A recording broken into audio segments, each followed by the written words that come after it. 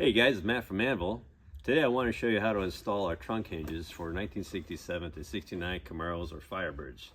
They come in this nice box, and you can see the ones in this package happen to be the black powder coated billet parts with carbon fiber gloss, carbon fiber arm. You can also get the arm in a matte finish, and you can also get the billet parts in just machine finish, which is less expensive, and you can buff these out to polish them or paint them the color of your choice.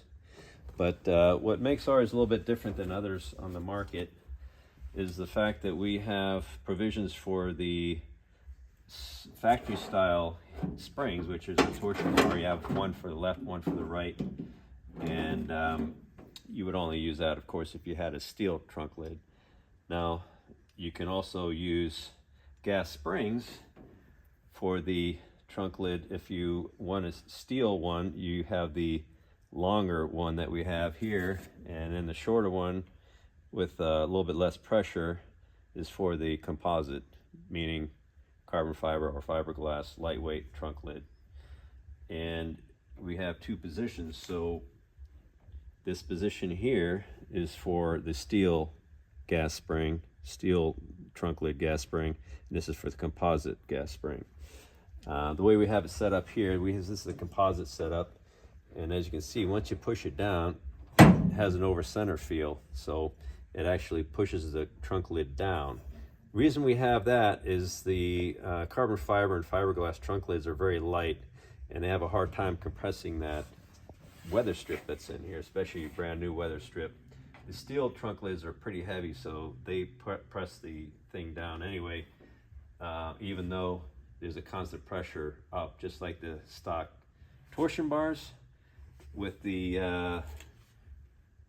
high pressure spring that we supply for your steel trunk lid, it will stay closed, and about 1/3 of the way up it'll open automatically.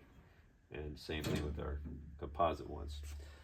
So first thing you need to do once you get these out of the box, I'll put this over here, is you need to grind off the pin for your original style hinge. And you can see this is an aftermarket setup here, but it gives you an idea of what you have inside there. And you have this pin, this hinge pin that goes through, and it's swaged on this end, and you can either go in and grind that off so you can get that pin out, or drill through there. But just make sure you use a drill that's no bigger than the pin, because you don't want to make the holes in here bigger than they already are, because we supply a stainless pin that goes in there that's a little bit bigger than 1/4 inch. For some reason that pin is a little bit bigger from the stock sheet metal. It's more like about 7 millimeters, so that's what we supply. And you'll notice that this is an aftermarket reproduction. That pin is even bigger. So if you do have an aftermarket setup in your car, you're going to need to find a bigger pin and then drill out the bushings in our hinges so it will accommodate the larger pin. Now, another thing to think about, this would be how these cars are from the factory, where this part here, you can see this bend here, and that's welded like that, and straight up and down, this part kind of comes over to the wheel well. This particular car has mini tubs in it. You can see this has been modified. Now, if you have mini tubs, this part's gonna be modified where this portion is cut down, and so instead of being here, it's more like here. Now you'll see this hole here. This comes in handy because we reference the bottom ball stud where the gas spring goes to this hole. And with mini tubs, that hole happens to be the proper location for either gas spring, either for the composite or steel trunk lid. So you might want to check that out, but before you drill that out, because it's kind of small, you need to drill that out to a 5/16 hole to accommodate the 5/16 18 thread on the ball studs, which we supply.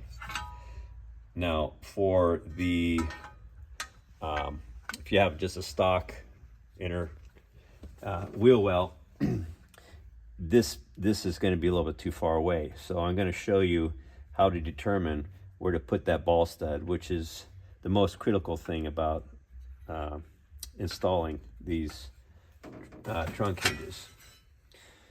What I want to show you over here is, let me get in here.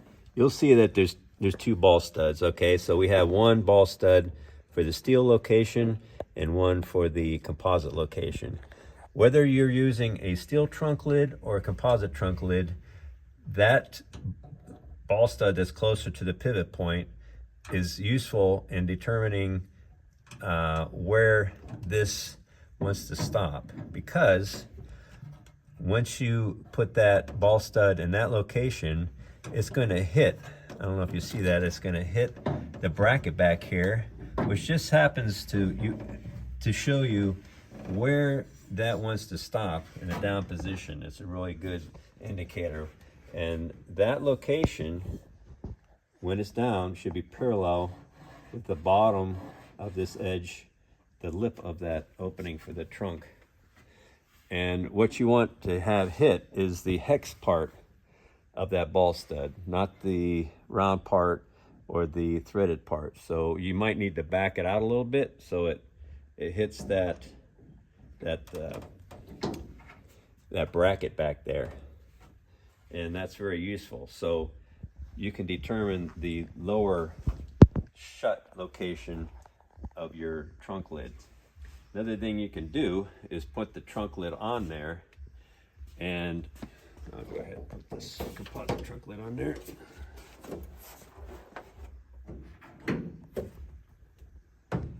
And if you remove, what you want to do is you want to shim this up so it's even with your sheet metal. Either that, or put your rubber weather stripping in place. But like I said, with new weather stripping, sometimes it pushes the trunk lid up a little high, but you really want to determine what your shut location is going to be. But you can then determine by looking through your opening where your tail light is, if the shut location is indeed close to where you want it to be. And it doesn't have to be exact, as long as it's not too high. If it's sitting a little bit low, that's perfect, because it'll cinch up once you bolt it in position. But another thing I want to show you is you can dial in the angle and the height of this, because once you loosen these two screws up, we make it so that there's some adjustability up and down, and also it pivots. Once you determine exactly how you want that to meet up with the bottom of your trunk lid, you tighten those two screws down and they'll stay in position. So now that you have your position in the closed position there, we supply you with this template, this paper template. And if you want to make this a little bit easier to use, you can mount it to a piece of cardboard or really thin wood or whatever, and that way it makes it stiff and it's easier to use. We have one for a composite trunk lid, and here's one for the steel trunk lid. Obviously, the longer gas spring, when it's compressed, is going to be a little bit longer. So these are templates to show you what the compressed state is, the shortest that gas spring can be. So once you have it in the bottom, you'll know that's a 10 millimeter hole that you drill in there. That's the 10 millimeter size of the ball stud. You put it on that ball stud, and you make sure that wherever you figure you want to have your open position, which is determined by, let's say you have a steel trunk lid. And by the way, when you mount these, the rod side is always down, okay? And this part is going to be mounting to your to your arm, and they just click on like that. And then if you want to get them off, you can use a screwdriver, lift this up, and that'll release it. You can pop it back out. But now that you know your extended position, you can figure out, does that hole line up? If not, you can swing an arc, kind of mark that location where you want the open position to be. Now, that open position, let's get a little bit more light here. You can see is pretty even with the top of this bracket here.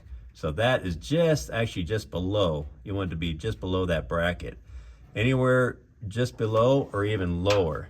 Because if it's up too high, then the problem is your gas spring, when it's compressed, might compress before this is all the way down far enough. That's why it's critical to also know the lower position when it's down all the way, and then you can use the template to make sure that when this is on the ball stud and you swing that arc, that it is at least above. You can see, so that's where we have the lower ball stud. And so you want the bottom of this, and this hole here is for your writing instrument. Let's say it's a Sharpie, just drill that out the size of that, or you might have it a little bit different size for a pencil, whatever. And then when you have it on the ball stud, when this is in the down position, and you swing that, you can swing an arc, or you can even just tell by putting it on there and knowing that it doesn't reach that, then you're fine. If the bottom of this is past where you put the mark for your ball stud, then you need to extend that ball stud out a little further. And just as a rule of thumb, if you do swing that arc and it's a little bit above that, because maybe you have a not mini tubbed stock position bracket, it's probably going to be a little bit above that. You don't want to come too far forward of that, because what's going to happen is on the other side, this is mounted on there. You can see where it gets really close to here because it's going to be angled a little bit. Here it's okay, but over here it's getting really close. When this shuts, it could scrape on here. So where you want to have that lower ball stud is going to be above this hole or a little bit behind it, but not forward and not too far below, because there's not going to be a lot of room, because you're going to run into the problem with the nut part of the ball stud hitting the floor. But once you do find out where you want to have that, and you're pretty confident that the open position and closed position are going to work with your particular gas spring, whether it's the one for the steel one or one for the composite, they both actually will probably end up being about the same spot. But like I say, it's critical that it closes enough. So I know you want to get the most height out of it when you open it, but more importantly, you don't want to have the gas spring not be able to compress enough to come all the way down. Okay, so I suggest you do one side at a time. Do one side, put your pin in there, and test it out. And then once it seems like it's working and it's going down far enough, then you want to do the other side and try to make it the same. Once you do the other side and you have them both in the up position with the gas springs in place, you want to make sure that the plane that these are on is the same.